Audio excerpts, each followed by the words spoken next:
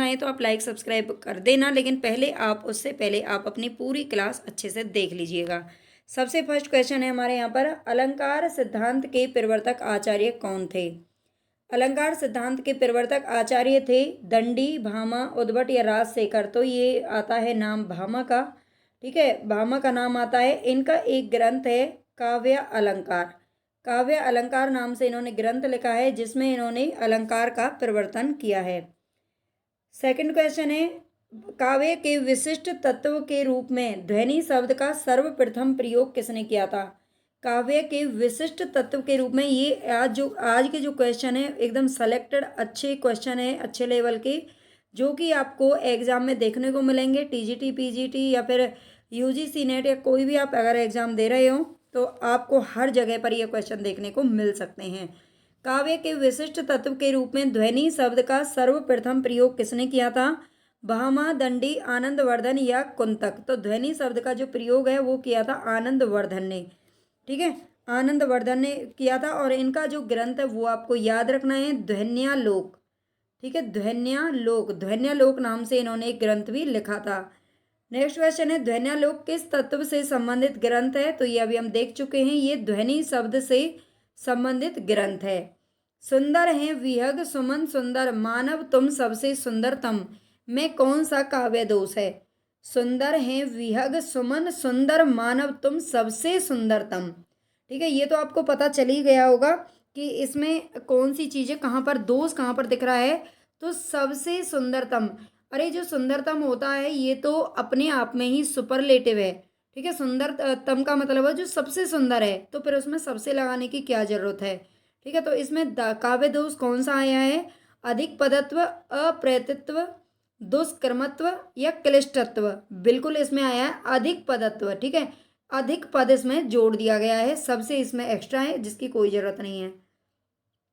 नाट्य शास्त्र के प्रणेता कौन है? भट्ट, लोलट, भरत मुनि, भट्ट नायक, अभिनव गुप्त। तो नाट्य शास्त्र के प्रणेता कौन है? ये हैं भरत मुनि जी, ठीक है। भरत मुनि की ये रचना है नाट्य शास्त्र, और ये रस के प्रवर्तक आचार्य माने जाते हैं, ठीक है। रस के प्रवर्तक आचार्य, रस सिद्धांत का प्रवर्तन किसने किया था? तो ये भरत मुनि ने किया था। आगे चलेंगे, विभावा अनुव्यावा व्यभिचारी संयोगादृश निष्पत्ति, इसको प्रतिपादित किसने किया है? ये किसका ग्रंथ है, मतलब किसकी पंक्ति है या किसका कथन है? बहुत बार ये क्वेश्चन पूछा गया है, तो आपको बताना है। दंडी, भरत मुनि, वामन या अभिनव गुप्त। तो यहाँ पर हमारा राइट ऑप्शन हो जाएगा भरत मुनि, ठीक है। ये भरत मुनि का कथन है, इसको आपको याद रख लेना है। और ये दूसरी शताब्दी के जो भरत मुनि थे, ये सेकंड शताब्दी के यानी कि 2वीं शताब्दी के क्या थे? आचार्य थे। इसको भी आपको याद रख लेना है। कुवलयानंद के रचयिता कौन है? आप प्लीज़ मुझे फीडबैक ज़रूर दिया करो। देखो आप सभी से रिक्वेस्ट है, क्योंकि ऑनलाइन प्लेटफॉर्म में मैं आपको नहीं देख सकती, आप मुझे नहीं देख सकते, देख सकते हैं बहुत सारी वीडियोज़ में, लेकिन हाँ मतलब इस तरह से हमारी आमने सामने इंटरेक्ट नहीं होता है, ऑनलाइन में होता ही नहीं है।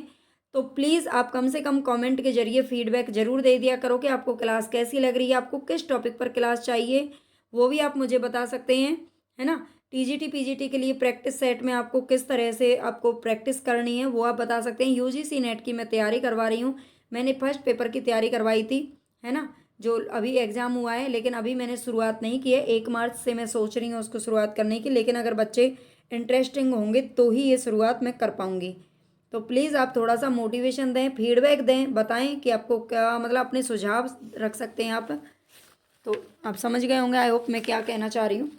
कुवलयानंद के रचयिता कौन है? भामा, दंडी, पंडित राज जगन्नाथ या फिर अप्य दीक्षित है। तो कुवलयानंद के रचयिता कौन है ये आपको बताना है। तो यहाँ पर हमारा राइट ऑप्शन हो जाएगा अप्य दीक्षित, ठीक है। इनके 2 ग्रंथ हैं जो इंपॉर्टेंट है, जो पूछे जाते हैं, कुवलयानंद और एक चित्र मीमांसा, ठीक है। चित्र मीमांसा नाम का भी इनका एक ग्रंथ है। कुवलयानंद और चित्र मीमांसा ये दोनों ही ग्रंथ अप्य दीक्षित के हैं, आपको याद रखना है। आगे चलेंगे, आचार्य मम्मट ने काव्य गुण कितने माने हैं? आचार्य मम्मट ने कितने काव्य गुण माने हैं? 10, 3, 15, 8। तो इन्होंने 3 गुण माने हैं, ठीक है। आचार्य मम्मट, भामा, आनंदवर्धन, हेमचंद्र, जगन्नाथ, इन सभी आचार्यों ने 3 गुण माने हैं, ठीक है। इसको आपको याद रख लेना है। जबकि अगर हम बात करें तो भरत मुनि ने 10 गुण माने हैं, ठीक है, काव्य गुणों की संख्या 10 मानी है। और दंडी ने 20 गुण माने हैं, दंडी और वामन ने, ठीक है। ना कांतम अपि निर्भूसम विभाति वनिता मुखम, यह अभिमत किसका है? ना कांतम अपि निर्भूसम विभाति वनिता मुखम, ये अभिमत किसका है, किसका ये मत है? आचार्य रुद्रट, पीयूष वर्षी जयदेव का, आचार्य भामा या आचार्य मम्मट का। तो यहाँ पर हमारा राइट ऑप्शन हो जाएगा भामा का, ठीक है। ये जो पंक्ति है वो किसकी है? ना कांतम अपि निर्भूसम विभाति वनिता मुखम, ये भामा का कथन है। शब्द की वह शक्ति जिससे वाच्यार्थ प्रकट होता है क्या कहलाती है? शब्द की वह शक्ति जिससे वाच्यार्थ प्रकट होता है, यानी कि जिससे मुख्य अर्थ प्रकट होता है, इसे मुख्यार्थ या वाच्यार्थ बोलते हैं। तो इसी को ही हम अभिधा शक्ति बोलते हैं, ठीक है। इसको ही हम क्या बोलते हैं? अभिधा शक्ति बोलते हैं। ये वाच्यार्थ जिससे प्रकट होता है। सही युग्म को आपको चिन्हित करना है। यहाँ पर ये यहाँ पर गुण दे रखे हैं और रीति दे रखी हैं, ठीक है। तो इन रीतियों का मूल आधार क्या होता है? वैदर्भी, गौड़ी, पांचाली और गौड़ी। गौड़ी देखो इसमें 2 बार दे रखी है, पेपर में इसी तरह से क्वेश्चन पूछा गया था, क्योंकि उनको तो 4 ऑप्शन रखने थे और जो रीति होती हैं वो 3 ही होती हैं, गुण भी 3 ही होते हैं, ठीक है। 4 गुण रखने के लिए अपना ऑप्शन बनाने के लिए इसी तरह से क्वेश्चन पूछा था, तो यही मैंने आपको दे दिया। तो वैदर्भी रीति का जो आधार है वो क्या होता है? माधुर्य गुण होता है, ठीक है। वैदर्भी रीति का आधार होता है माधुर्य, और गौड़ी का होता है ओज, ठीक है। और पांचाली की अगर हम बात करें तो पांचाली रीति किससे संबंधित है? पांचाली रीति का जो आधार है वो भी माधुर्य है, ठीक है। पांचाली का भी क्या है? माधुर्य गुण होता है।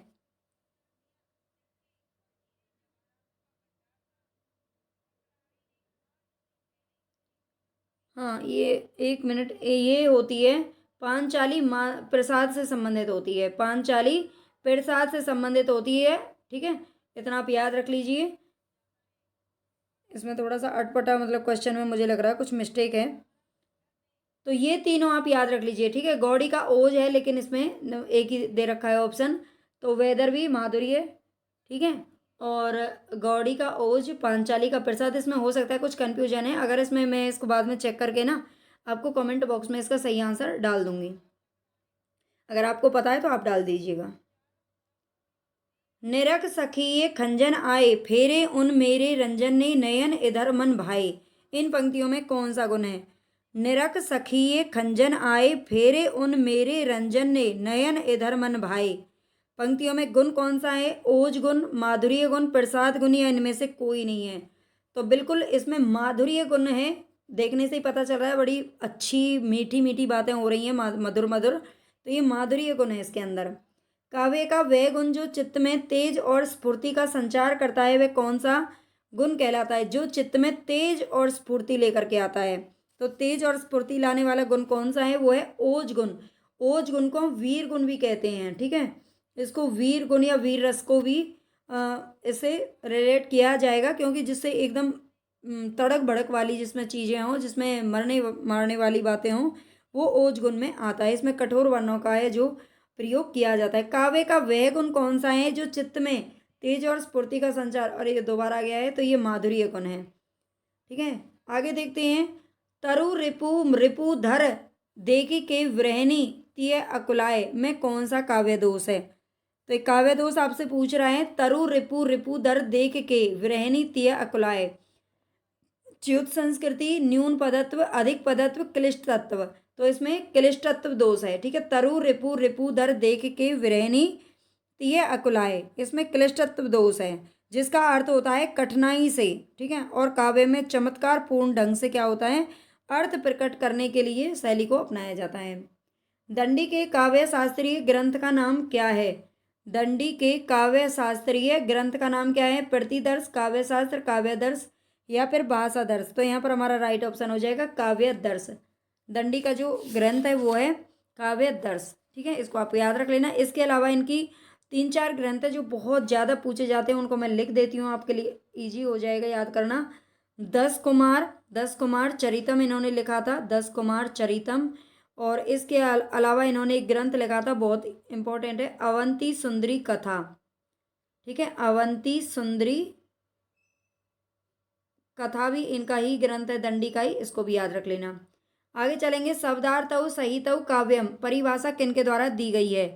शब्दार्थौ सहितौ काव्यम, ये परिभाषा किसके द्वारा दी गई है? तो आचार्य भामा के द्वारा दी गई है। ठीक है, भामा का नाम कहीं भी ठीक से टाइप नहीं हुआ है, आचार्य भामा। दृश्य काव्य की विधा क्या है? दृश्य काव्य की विधा यानी कि जिसको हम देख सकते हैं, नाटक, निबंध, उपन्यास, गीति काव्य। तो नाटक को ही देख सकते हैं ना, वैसे भी आजकल जो सीरियल चलते रहते हैं ना वो देखने का ही तो लिए होते हैं, लेकिन लेकिन यह है दृश्य काव्य की, यानी कि जो नाटक होता है ना वो नौटंकी वेश में सामने से दिखाते हैं उसको। रस सूत्र की अनुमितिवादी व्याख्या करने वाले आचार्य कौन है? यानी कि अनुमितिवादी जो सिद्धांत है वो किसका है? तो भट्ट नायक, अभिनव गुप्त, लोल्लट या फिर शंकुक। तो यहाँ पर हमारा राइट ऑप्शन हो जाएगा शंकुक। आचार्य शंकुक ये किसके हैं? अनुमितिवाद के मत के प्रणेता हैं। अनुभावों के कितने भेद होते हैं? अनुभावों के कितने भेद होते हैं? तो दो भेद होते हैं अनुभावों के, याद रख लेना है, केवल दो। ठीक है, विभाव और अनुभाव, ये लेकिन अनुभावों का पूछ रहा है।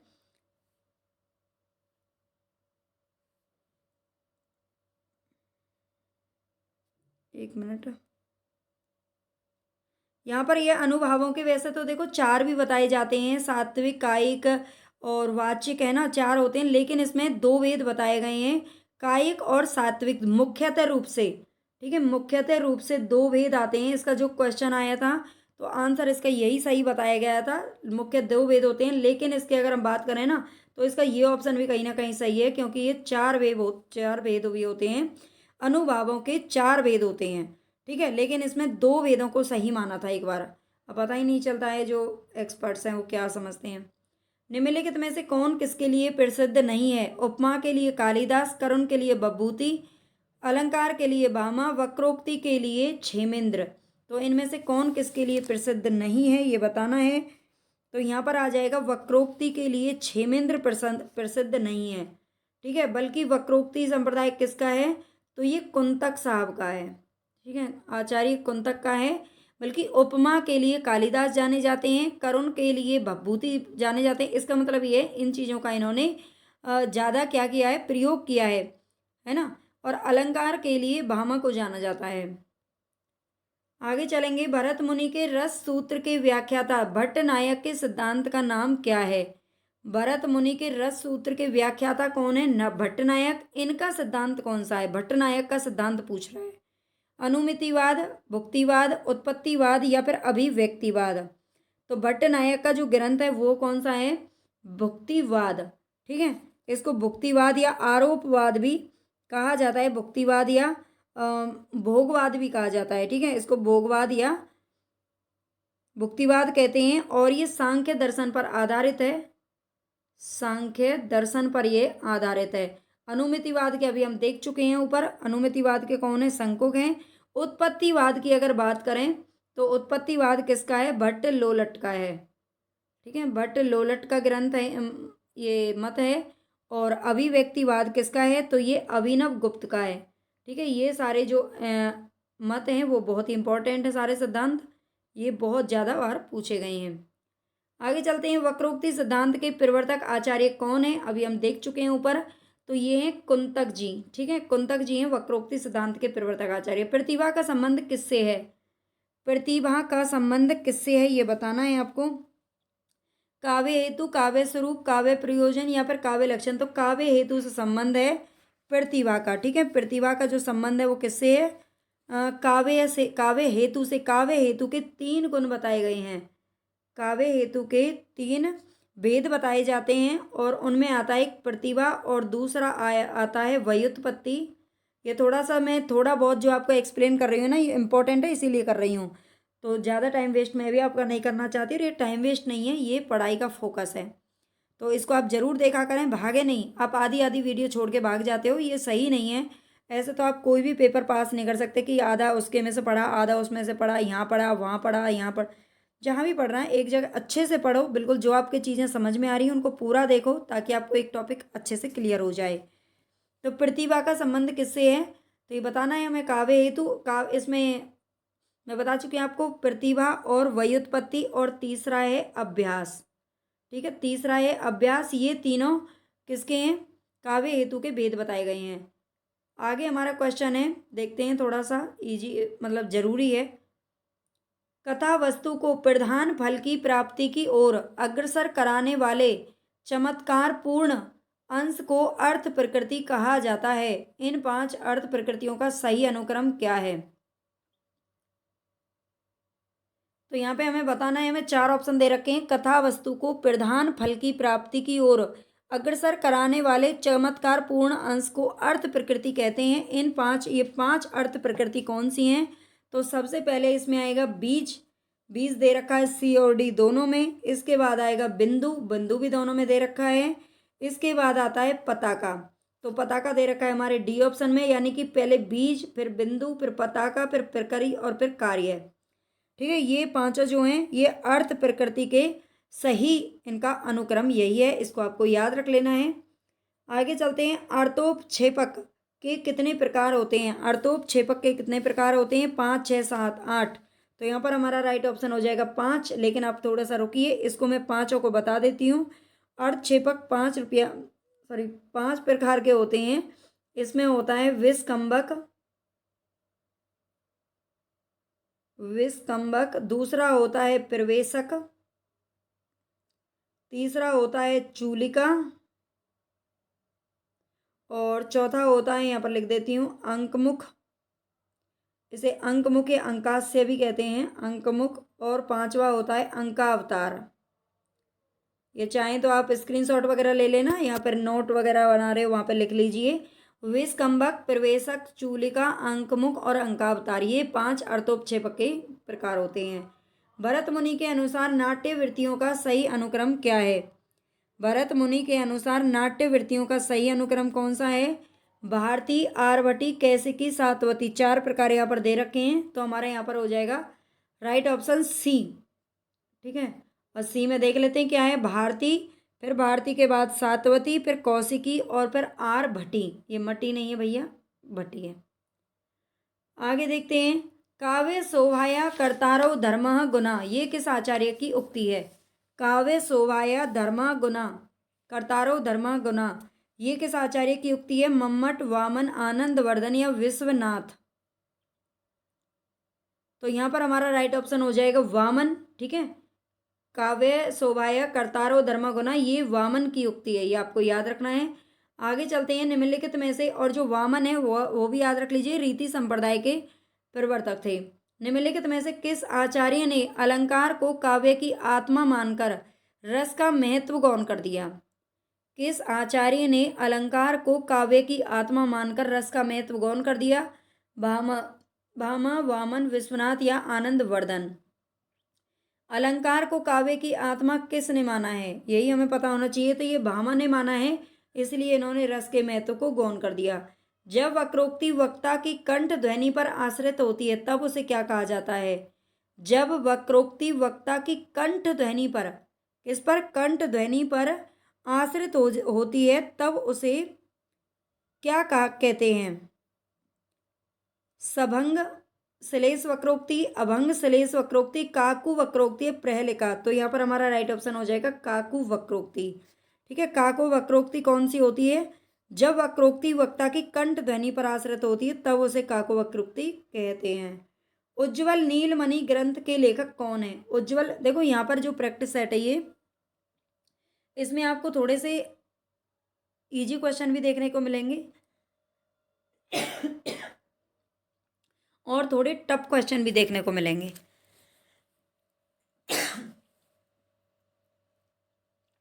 और आप जानते हो जो पेपर होता है ना वो भी ऐसे ही होता है बिल्कुल, उसमें भी कुछ इजी क्वेश्चन होते हैं और कुछ बहुत ज़्यादा टफ क्वेश्चन भी आते हैं।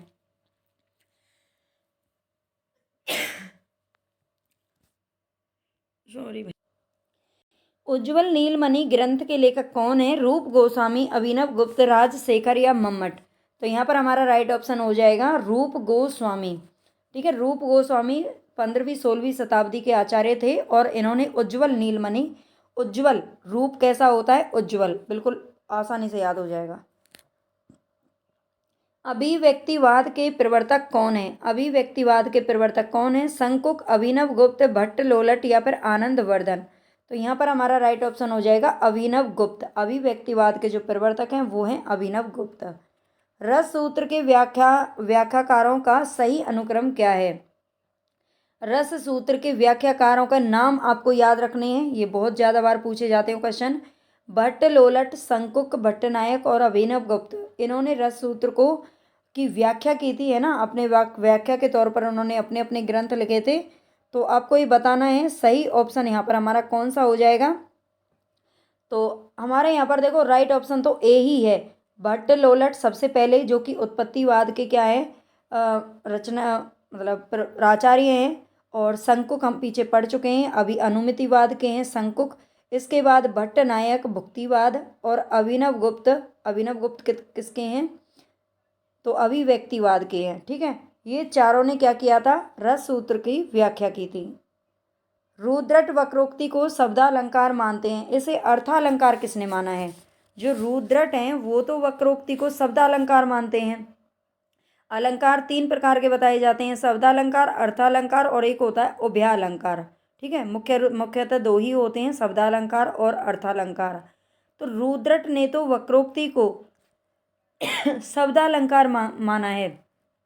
फिर इसे अर्थालंकार किसने माना है? दंडी, क्षेमेंद्र, वामन या फिर आनंद वर्धन। तो यहाँ पर हमारा राइट ऑप्शन हो जाएगा दंडी। ठीक है, दंडी ने वक्रोक्ति को क्या माना है? अर्थालंकार माना है। इनमें से कौन भरत मुनि के रस सूत्र का व्याख्याकार है? तो अभी हम ऊपर देख करके आए हैं, मम्मट का नाम उसमें नहीं है, भामा का नहीं है, क्षेमेंद्र का नहीं, किसका नाम आया था? भट्ट लोलट का नाम आया था। अनुमितिवाद की अवधारणा किसकी है? अनुमितिवाद किसका सिद्धांत है? तो ये है शंकुक का। ठीक है, जिसको थोड़ा सा मैं एक्सप्लेन कर चुकी हूँ, उसको मैं जल्दी करवा देती हूँ। शंकुक का है। नेक्स्ट क्वेश्चन है यहाँ पर, पाणिनि ने किस ग्रंथ के द्वारा भाषा को एकरूपता देने का प्रयास किया? तो यहाँ पर आप पहचान सकते हो कि पाणिनि का ग्रंथ कौन सा है। ये व्याकरण के बहुत ही अच्छे मतलब वैयाकरण थे। महाभाष्य, अष्टाध्यायी, योग वशिष्ठ या बृहस्पति नीति शास्त्र। पाणिनि का ग्रंथ कौन सा है ये आपको बताना है। तो यहाँ पर हमारा राइट ऑप्शन हो जाएगा, पाणिनि का जो ग्रंथ है वो है अष्टाध्यायी। ठीक है, इन्होंने भाषा या ध्वनि को एक रूपता देने के लिए ग्रंथ लिखा था।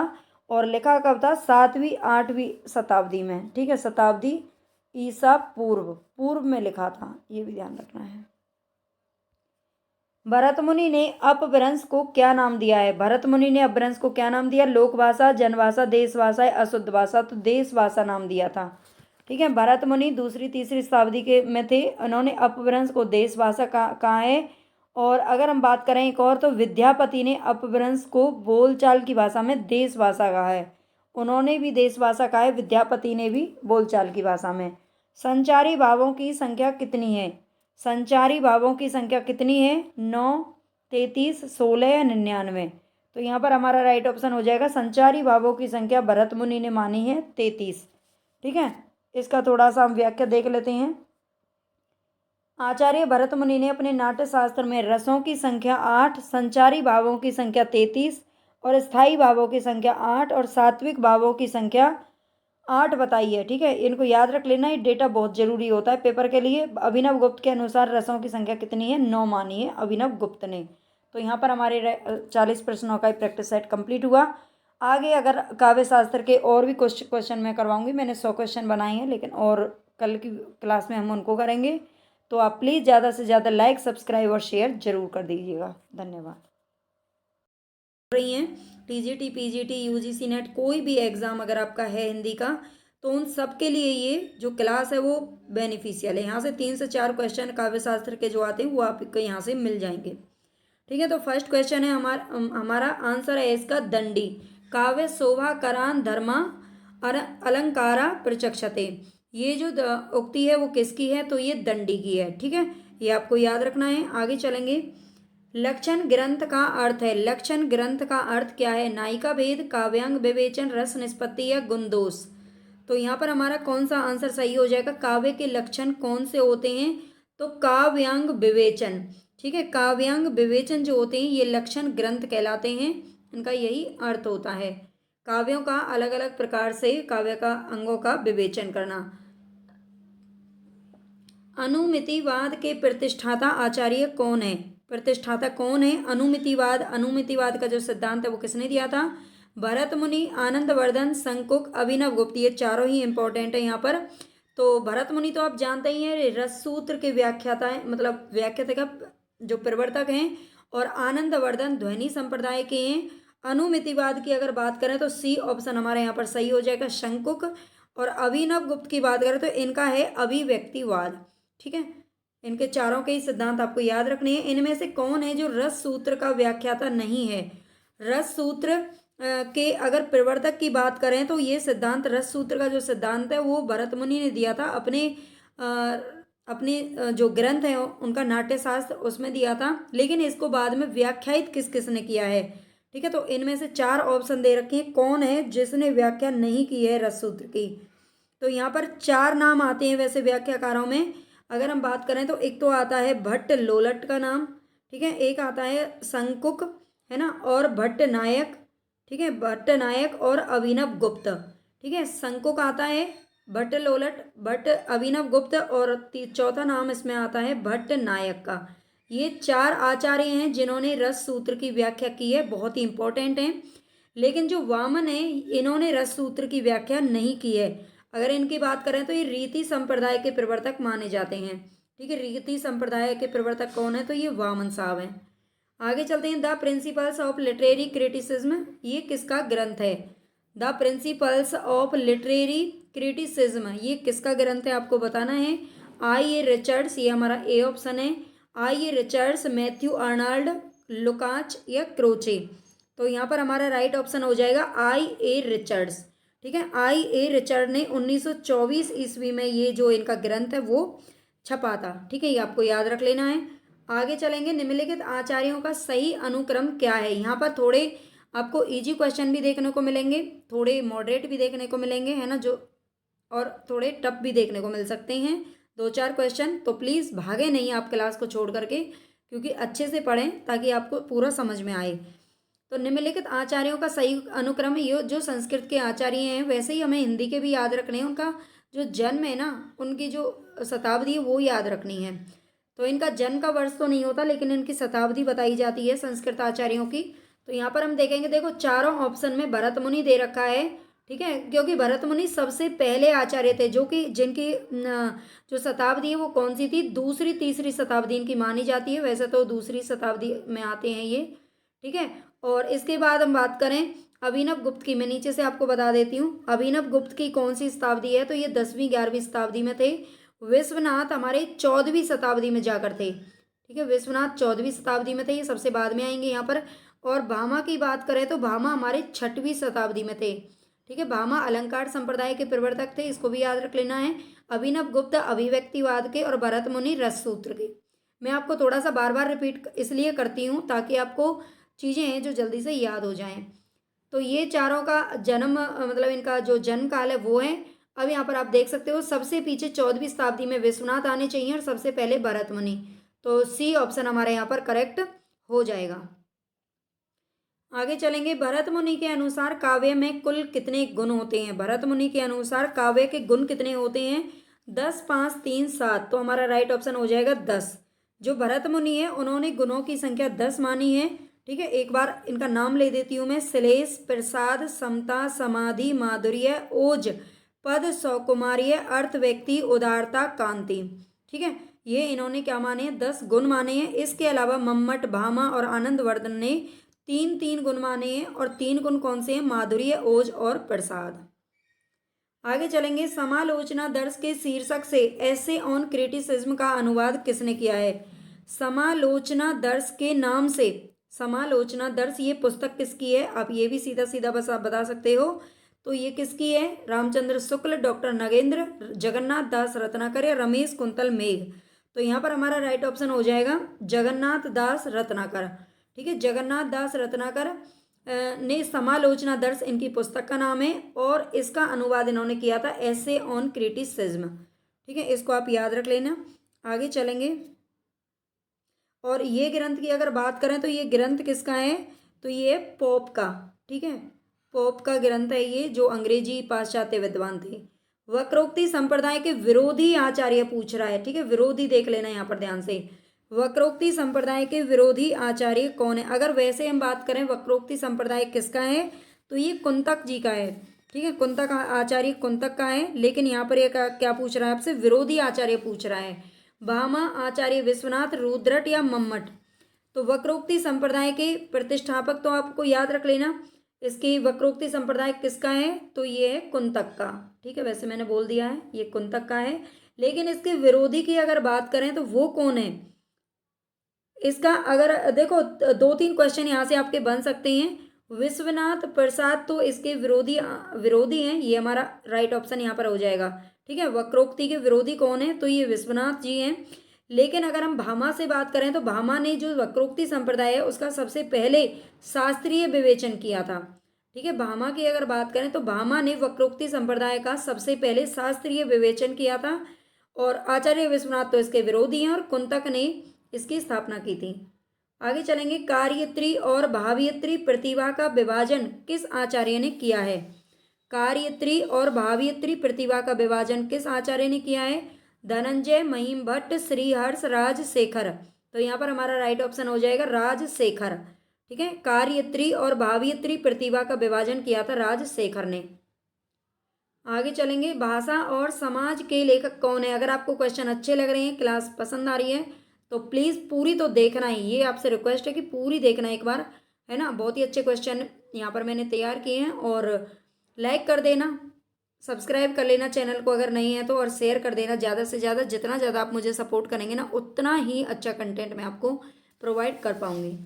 तो भाषा और समाज के लेखक कौन है? रामविलास शर्मा, देवेंद्र नाथ शर्मा, धीरेन्द्र वर्मा, उदय नारायण तिवारी। तो यहाँ पर हमारा राइट ऑप्शन हो जाएगा रामविलास शर्मा की ये पुस्तक है, ठीक है। भाषा और समाज जो पुस्तक है वो किसकी है? तो ये है रामविलास शर्मा की, और 1961 ईस्वी में ये प्रकाशित हुई थी।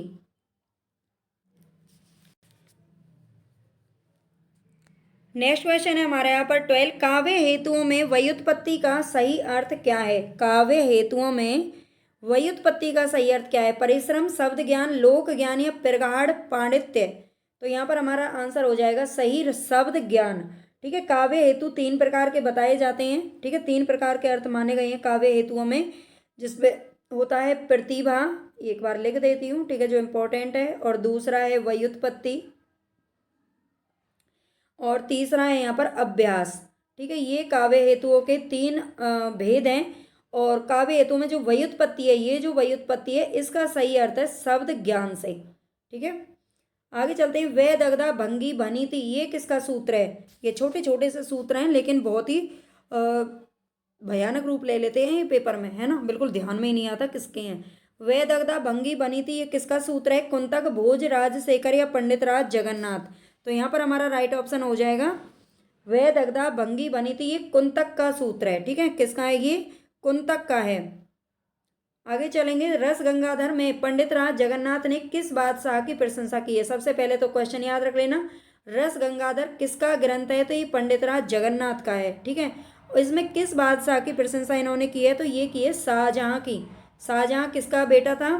तो ये अकबर का पोता था, है ना, अकबर का पोता, है ना, यानी कि अकबर इसके दादा थे शाहजहां के। आगे चलेंगे। काव्य अलंकार किसकी रचना है? काव्य अलंकार किसकी रचना है? तो बिल्कुल जो अलंकारों का प्रवर्तक होगा उसी ने ये ग्रंथ लिखा है काव्य अलंकार। तो ये किसका है? ये माँ में लिख रहा है, लेकिन ये भामा का है, ठीक है। ये किसका है? भामा का ग्रंथ है काव्य अलंकार। आगे चलेंगे। नाटक को पंचम वेद की संज्ञा किसने दी है?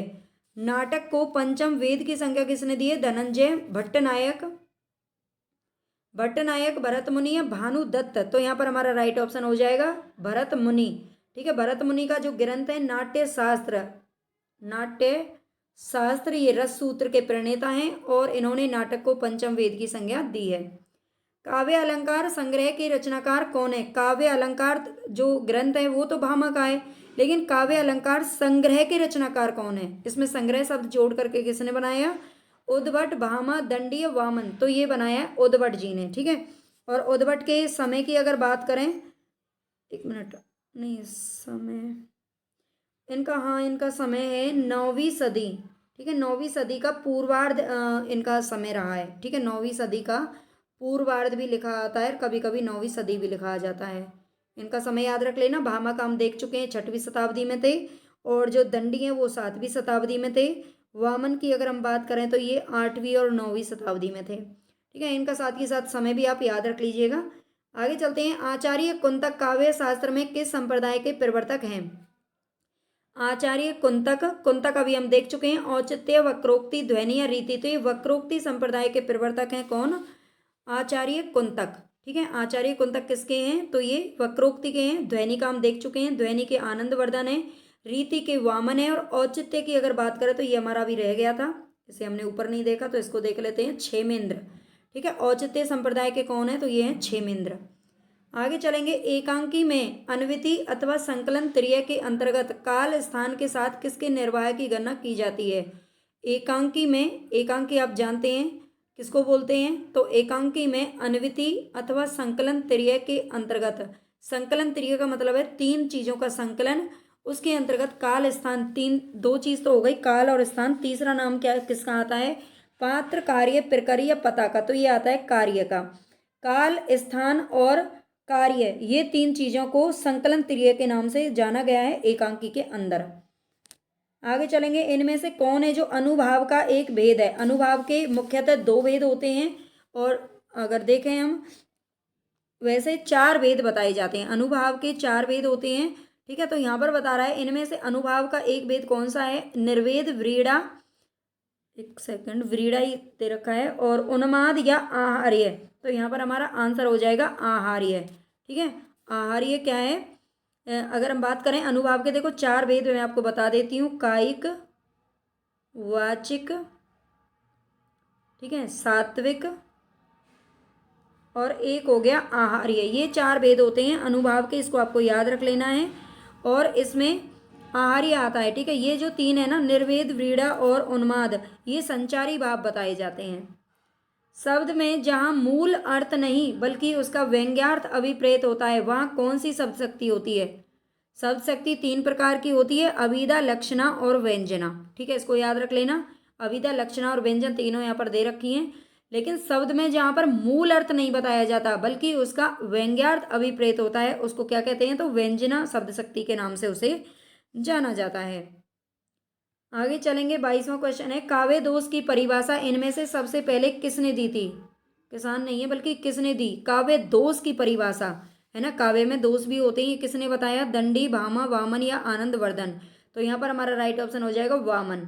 ठीक है, वामन है, उन्होंने काव्य दोष की परिभाषा सबसे पहले दी है। और इसके व्याप पर इन्होंने एक बहुत ही अच्छी ये भी दी है परिभाषा, इसको देख लेते हैं। गुणम इम्पोर्टेंट है इसलिए मैं लिख रही हूँ, विपर्ययात्मानो। ठीक है, विपर्ययात्मानो दोषः, दोषा।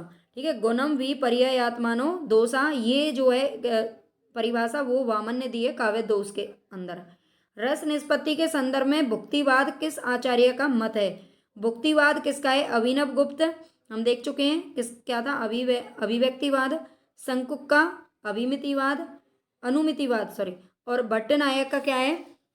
भट्ट लोलट और भट्टनायक दोनों यहाँ पर दे रखे हैं। इनमें से आपको बताना है कौन सा आंसर है जो सही हो जाएगा। तो ये है भट्टनायक। किसका है? भट्टनायक का है। भुक्तिवाद या भोगवाद के नाम से भी इसको जाना जाता है। आगे चलेंगे। एक हमारा रह गया भट्ट लोलट, इनका भी देख लेते हैं। इनका है उत्पत्तिवाद, उत्पत्तिवाद या आरोपवाद के नाम से भी इसे जाना जाता है। स्वर भंग किस प्रकार का अनुभाव है? स्वर भंग किस प्रकार का अनुभाव है? कायिक, वाचिक, आहार्य या सात्विक, ये चार अनुभाव के भेद हैं।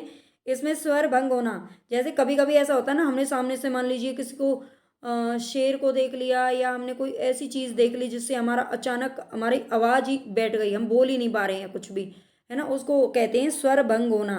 तो ये किस प्रकार का अनुभाव होता है? ये होता है सात्विक।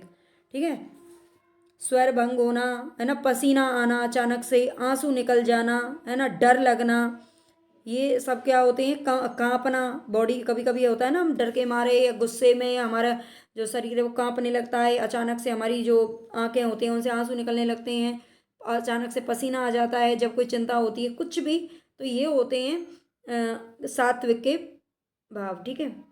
निम्नलिखित में से कौन सा श्रृंखला मूलक अलंकार है? श्रृंखला मूलक अलंकार कौन सा है ये बताना है। कारणमाला, एकावली, माला, दीपक। एक मिनट, यहाँ पे देखो जो क्वेश्चन पूछा गया था ना वो नहीं था, हालांकि इसमें नहीं हुआ है, लेकिन कोई बात नहीं, हम देख लेते हैं। कारणमाला, एकावली और माला, दीपक, यहाँ पर ये तीनों के तीनों ही क्या हैं? श्रृंखला मूलक अलंकार हैं। ठीक है, तीनों ही ऑप्शन हमारे यहाँ पर सही हैं, हालांकि इसमें नहीं आता। और जो काव्य लिंग है ये श्रृंखला मूलक अलंकार नहीं है। ठीक है, श्रृंखला मूलक अलंकार नहीं है, इसका ध्यान रख लेना है। आगे चलेंगे। इनमें से किस हिंदी आलोचक ने साधारणीकरण की व्याख्या की है? साधारणीकरण की व्याख्या किसने की है? नगेंद्र नंद दुलारे वाजपेयी, हजारी प्रसाद द्विवेदी या नामवर सिंह? तो ये की है नगेंद्र जी ने। ठीक है, डॉक्टर नगेंद्र ने साधारणीकरण की व्याख्या की है। श्लेष अलंकार कितने प्रकार के होते हैं? श्लेष अलंकार कितने प्रकार का होता है? 2, 3, 4, 5, तो ये होते हैं 2 प्रकार के। ठीक है, श्लेष का अर्थ होता है चिपका हुआ, जहाँ पर एक ही शब्द में कई अर्थ चिपके हुए हों वहाँ पर क्या होता है? श्लेष अलंकार होता है। और इसके 2 अर्थ होते हैं, एक तो होता है अभंग अलंकार, अभंग श्लेष, और दूसरा होता है सभंग श्लेष। ठीक है, अभंग और सभंग, इसके 2 भेद होते हैं। निम्नलिखित में से कौन सा है जो शब्दालंकार नहीं है? अलंकार 3 प्रकार के या कहीं कहीं मुख्यतः 2 प्रकार के माने जाते हैं, शब्दालंकार और अर्थालंकार। तीसरा होता है उभय अलंकार। इसमें से शब्दालंकार कौन सा नहीं है? श्लेष, वीप्सा, उपमा, उपमा या वक्रोक्ति। तो कौन सा ऑप्शन है जो हमारा सही हो जाएगा? उपमा। उपमा ये है अर्थालंकार। ठीक है, क्योंकि इसमें देखोगे आप अर्थालंकार अर्थ बताया जाता है, अर्थ से इसका पता चलता है। ठीक है, बाकी श्लेष, वीप्सा और वक्रोक्ति क्या है? शब्दालंकार है। निम्नलिखित में से कौन सा कथन है जो आचार्य विश्वनाथ प्रसाद का नहीं है, जो कि 14वीं शताब्दी में थे? ये मैं दोबारा बता देती हूँ, 3 बार 4 बार भी बताऊंगी ताकि आपको याद हो जाए। मेरा मेन मकसद होता है कि जो आप क्वेश्चन पढ़ रहे हो ना वो आप क्लास में ही अच्छे से याद करके जाओ। रस अखंड है, रस स्वप्रकाश है, रस वेदांतर स्पर्श शून्य है, इस अपने आकार से भिन्न रूप में आस्वादित किया जाता है। ये इस नहीं है, रस है। तो आचार्य विश्वनाथ ने कौन कौन सी परिभाषा दी है रस को लेकर के? रस अखंड है, इन्होंने बिल्कुल कहा है। रस स्वप्रकाश है, रस वेदांतर स्पर्श शून्य है, लेकिन ये परिभाषा है, ये इनका मत नहीं है। हालांकि ऑप्शन तो हमारा यही सही है, डी ऑप्शन हमारा सही है। रस अपने आकार से भिन्न रूप में आस्वादित किया जाता है, ये इन्होंने नहीं कहा है। आगे चलेंगे। ध्वन्यालोक किस शताब्दी का ग्रंथ है? तो आनंदवर्धन किस शताब्दी में थे? आनंदवर्धन का ग्रंथ है ये ध्वन्यालोक। ठीक है, और ये किस शताब्दी में थे? तो 9वीं शताब्दी में थे, अभी मैं ऊपर आपको बता के आई थी। ठीक है, आनंदवर्धन 9वीं शताब्दी में थे, 9वीं शताब्दी में। ठीक है, इसको आप याद रख लीजिए। इनमें से कौन सा विचारक है जो कि मार्क्सवादी है? कौन सा विचारक मार्क्सवादी है? ये हमारे पाश्चात्य हैं, लियो लावेंथल और जॉर्ज ल्यूकोच, जॉक देरिदा, इप्पोलित तेन। ठीक है, इनमें से कौन सा विचारक है जो मार्क्सवादी है ये आपको बताना है। तो यहाँ पर हमारा राइट ऑप्शन हो जाएगा जॉर्ज ल्यूकोच। ठीक है, जॉर्ज ल्यूकोच जो है ये कौन है? एक मार्क्सवादी है। इसके अलावा ये तीनों हैं जो मार्क्सवादी नहीं है, बल्कि ये आधुनिक विचारधारा के कवि हैं, आधुनिक विचारधारा से संबंधित हैं, आधुनिक विचारधारा से संबंधित कौन है? पाश्चात्य काव्यशास्त्री हैं आधुनिक विचारधारा के, लियो लावेंथल, जॉक देरिदा, इप्पोलित तेन। आगे चलेंगे। बायोग्राफिया लिटरेरिया का प्रकाशन वर्ष क्या है? बायोग्राफिया लिटरेरिया का प्रकाशन वर्ष क्या है? ये पुस्तक किसकी है? एक तो ये पता होना चाहिए। तो ये सैमुअल टेलर की रचना है। इसको कॉलरिज भी बोलते हैं ना, कॉलरिज इनका नाम है। ये किसकी पुस्तक है तो वो देख लेते हैं। सैमुअल टेलर कॉलरिज इनका पूरा नाम है, इनकी पुस्तक है। और इसका जो प्रकाशन वर्ष है वो कब का है? तो 1817 ईस्वी का है। ठीक है, बायोग्राफिया लिटरेरिया 1817 में छपी थी। निम्नलिखित में से जो डॉक्टर जॉनसन की कृति कौन सी है? डॉक्टर जॉनसन की कृति कौन सी है? Rambler, science and poetry, illusion and reality या एस्थेटिक? तो यहाँ पर हमारा राइट ऑप्शन हो जाएगा रैम्बलर। ठीक है, डॉक्टर जॉनसन की कृति इनमें से कौन सी है? तो रैम्बलर है। और इसके अलावा अगर साइंस एंड पोइट्री की देखें तो ये आई ए रिचर्ड्स की है। साइंस एंड पोइट्री ये भी इम्पोर्टेंट है, इसलिए बता देती हूँ। ये रिचर्ड्स की है, 1926 में आई थी। और एस्थेटिक किसकी है? एस्थेटिक कार्डवेल की है। एस्थेटिक किसकी है? एक मिनट, कार्डवेल की तो है इल्यूजन एंड रियलिटी, ठीक है, ये नहीं है, ये है कार्डवेल की इल्यूजन एंड रियलिटी। किसकी है? तो ये कार्डवेल की है। और एस्थेटिक किसकी है? तो ये क्रोचे साहब की है, ठीक है, ये क्रोचे की है, जो कि अभिव्यंजनावाद से संबंधित है। ये इंपॉर्टेंट है पुस्तक, इनको याद रख लेना। निम्नलिखित में से कौन सा समीक्षक है जो नई आलोचना से संबंधित नहीं है? कौन सा समीक्षक नई आलोचना से संबंधित नहीं है? तो यहाँ पर हमारा राइट ऑप्शन हो जाएगा रोला बर्थ, ठीक है। जो रोला बर्थ है ये उत्तर संरचनावाद से संबंधित थे। रोला बर्थ किससे संबंधित थे? उत्तर संरचनावाद। उत्तर संरचनावाद से संबंधित थे कौन? रोला बर्थ। बाकी के जो सब हैं ये नई आलोचना से संबंधित हैं। महिम भट्ट द्वारा प्रतिपादित सिद्धांत कौन सा है?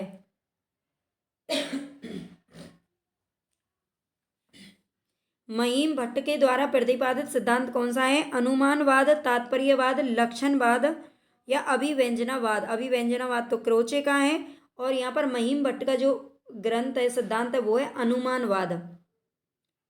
चंपू के दो वेद कौन से हैं? चंपू काव्य के दो वेद, चंपू के भेद बताने हैं यहाँ पर, विरुद्ध और कंभक, ठीक है, करम्भक। विरुद्ध और करम्भक ये दोनों जो चंपू के वेद माने जाते हैं। और चंपू किसे कहते हैं ये भी आप बता दें, पता ध्यान रखना। गद्य एवं पद्य मिश्रित जो काव्य होता है, गद्य और पद्य मिश्रित जो काव्य होता है उसे चंपू कहा जाता है, चंपू काव्य। निम्नलिखित में से किस आचार्य ने अलंकार और अलंकार्य में अभेद माना है? अलंकार और अलंकार्य में अभेद किसने माना है? भामा, कुंतल, विश्वनाथ या रामचंद्र शुक्ल जी? तो रामचंद्र शुक्ल जी हमारा राइट ऑप्शन है। इन्होंने क्या माना है? काव्य शास्त्रीय ग्रंथ रस मीमांसा, इन्होंने एक ग्रंथ लिखा था, ठीक है, इनका ग्रंथ भी याद रख लेना, रस मीमांसा। रस मीमांसा नाम से जो ग्रंथ लिखा था उसमें अलंकार और अलंकार्य को अभेद माना है। वेपतु कैसा अनुभाव है? वेपतु अभी हम अनुभाव पढ़ के आ रहे हैं ऊपर, है ना, आई होप आपको इतना तो समझ में आ ही गया होगा। तो वेपतु कैसा अनुभाव है? आंगिक, वाचिक, सात्विक या बौद्धिक? तो वेपतु होता है, वेपतु के अंदर आती हैं इशारे करना, ठीक है, वेपतु के अंदर क्या आता है? मतलब इशारे करना, और सीटी बजाना, क्रोध में भला बुरा कहना, चुम्बन करना, आलिंगन, कटाक्ष, भय से जागना, ये सभी सात्विक अनुभाव के अंतर्गत आते हैं, ठीक है। वेपतु का मतलब होता है इशारा करना। काव्य के अर्थ वैज्ञानिक विवेचन का शुभारंभ किसने किया है? काव्य के अर्थ वैज्ञानिक विवेचन का शुभारंभ किसने किया है? वामन, महिम भट्ट, मम्मट या आनंदवर्धन? तो ये किया है वामन ने, ठीक है। वामन ने काव्य के अर्थ का वैज्ञानिक विवेचन किया। इन्होंने ही सबसे पहले काव्य दोष का विवेचन किया था, ठीक है, गुण, विपर्यो, आत्मा और दोष, ठीक है, ये जो काव्य परिभाषा थी वो हम देख के आए हैं। रस को नाट्य तक सीमित रखने का सर्वप्रथम विरोध किसने किया था? रस को केवल नाट्य तक सीमित ना रखा जाए, ये किसका कहना था? तो ये कहना था भाई अभिनव गुप्त का, ठीक है। अभिनव गुप्त को उन्होंने कहा था कि रस को नाट्य तक सीमित रखने का विरोध करते हुए उन्होंने रस को व्यंजना का व्यापार कहा था। ये भी याद रख लेना, पूछा जा सकता है, व्यंजना का व्यापार, व्यंजना का व्यापार किसने कहा है रस को? तो ये कहा है अभिनव गुप्त जी ने। विश्वनाथ के अतिरिक्त किस आचार्य ने साहित्य शब्द को अपने ग्रंथ नाम में प्रयुक्त किया है? अपने ग्रंथ नाम में किसने प्रयुक्त किया है? विश्वनाथ के अलावा और किस आचार्य ने साहित्य शब्द को अपने ग्रंथ में प्रयुक्त किया है? ग्रंथ के नाम में भामा, राजशेखर, रुय्यक या आनंदवर्धन? तो ये किया है रुय्यक ने, ठीक है। साहित्य शब्द का प्रयोग अपने ग्रंथ के नाम में प्रयुक्त किया है रुय्यक ने। समास की अधिकता ओज कहलाती है ना, ये अभी हमने ऊपर पढ़े थे। ओज क्या होती है? ओज में समास अधिक आते हैं। ओजस समा भूयस्व, भूयस्त्वम, ये किसका कथन है ये बताना है। भरत, वामन, रुय्यक या दंडी? समास की अधिकता ओज कहलाती है। ओज की ये परिभाषा किसके द्वारा दी गई है? तो ये दी गई है वामन जी के द्वारा, ठीक है, वामन के द्वारा दी गई है।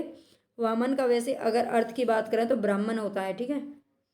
काशिका क्या है? अगर आपको देखो, अब हम 43वें क्वेश्चन पे हैं। अगर आपको इतने क्वेश्चन अच्छे लग रहे हैं, मेरी मेहनत अच्छी लग रही है, तो प्लीज़ अप्रिसिएट करने के लिए कम से कम लाइक, सब्सक्राइब और शेयर जरूर कर देना चैनल को, ठीक है, सपोर्ट करना। और उसके अलावा ना मैं आपको एक इन्फॉर्मेशन दे देती हूँ, अगर आप नहीं जानते हो तो मैं यूजीसी नेट की तैयारी करवा रही हूँ। उसकी कहानी वाली क्लास हमारी चल रही है, 2 बजे लाइव क्लास आती है। और उसके अलावा ये हमारा हिंदी साहित्य का है, जो कंप्लीट 1 बजे इसकी क्लास मिलती है आपको, और कंटिन्यूस मिलेगी ये, तो है ना, ये हर एग्ज़ाम के लिए इम्पोर्टेंट है। और इसके अलावा हम जल्दी ही यूजीसी नेट पेपर फर्स्ट भी शुरू करने जा रही हूँ, क्योंकि मैंने पहले भी उसकी तैयारी करवाई थी, काफ़ी अच्छी क्लासेस उसकी हैं, बच्चों को बहुत पसंद आई थी। तो उसको हम शुरू करेंगे 1 मार्च से लगभग। तो आप प्लीज़ सपोर्ट अपना बनाए रखिए और क्लासेस को सारी देखिए, सारी क्लासेस आप अच्छे से देखिए, ताकि आपकी अच्छी तैयारी हो जाए। काशी का क्या है ये बताना है। पतंजलि कृत महाभाष्य की टीका, योग सूत्र की टीका, अष्टाध्यायी की टीका या वाक्य पदीय की टीका। सबसे पहले तो आप देख सकते हो यहाँ पर 4 ग्रंथ दे रखे हैं। महाभाष्य किसका है? पतंजलि का है। योग सूत्र भी पतंजलि का है। अष्टाध्यायी पाणिनि का है। और वाक्य पदीय जो ग्रंथ है वो भर्तहरि का है, ठीक है। तो यहाँ पर बताना है काशी का क्या है, किसकी टीका है ये काशी का?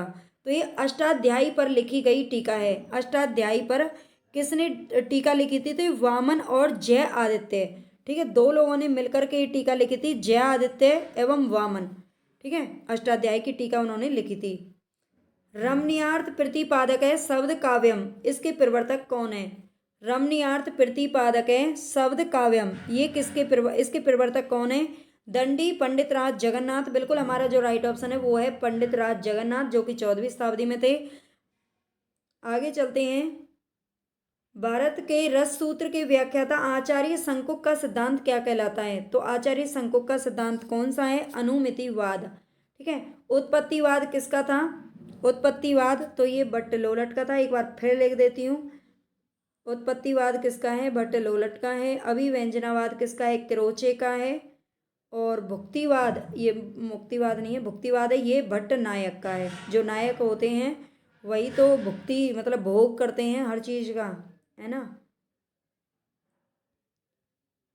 वक्रोक्ति काव्य जीवितम कहकर वक्रोक्ति को ही काव्य की आत्मा स्वीकार करने वाले आचार्यगण, जो जिन्होंने वक्रोक्ति संप्रदाय की स्थापना की होगी वही तो इसको आत्मा स्वीकार करेंगे। तो ये हैं कुंतक जी, ठीक है। वक्रोक्ति किसका है? कुंतक का है ना। आगे चलते हैं। इनमें से आचार्य मम्मट की रचना कौन सी है? आचार्य मम्मट की रचना कौन सी है? नाट्यशास्त्र भरत मुनि का है। ये तो मैंने अलग से लिख रखा था, ये इसमें हो गया है। व्यक्ति विवेक किसका है? तो महिम भट्ट का ग्रंथ है, ठीक है, महिम भट्ट का ग्रंथ है। काव्य अलंकार किसका ग्रंथ है? तो काव्य अलंकार ये रुद्रट का ग्रंथ है। काव्य अलंकार सॉरी ये भामा का ग्रंथ है, भामा। और काव्य प्रकाश ये रुद्रट और भामा दोनों का ही ग्रंथ है काव्य अलंकार के नाम से, ठीक है। और काव्य प्रकाश किसका है? तो ये मम्मट का ग्रंथ है। काव्य प्रकाश किसका है? मम्मट का ग्रंथ है। डी ऑप्शन हमारे यहाँ पर सही है। अलंकार संप्रदाय के प्रवर्तक कौन है? तो ये भामा है ना, ये तो हम जानते ही हैं। सुख दुखात्म कोरस है कहने वाले आचार्य कौन है? सुख दुखात्म कोरस कहने वाले आचार्य कौन है?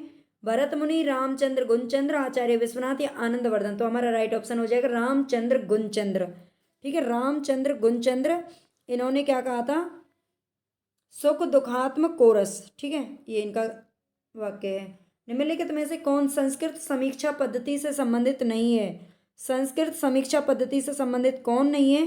तो शैली विज्ञान नहीं है। जबकि रस अलंकार और ध्वनि तो इसमें आते हैं, हमने पढ़ लिए हैं, लेकिन शैली विज्ञान हमने कहीं पढ़ा है? नहीं पढ़ा है, ठीक है। तो यहाँ पर हमारे 50 क्वेश्चन कंप्लीट हो गए हैं। आप प्लीज़ लाइक ज़रूर कर देना, है ना, आपको आपकी विद्या की कसम है। और सब्सक्राइब कर लेना चैनल को और शेयर कर देना ज़्यादा से ज़्यादा।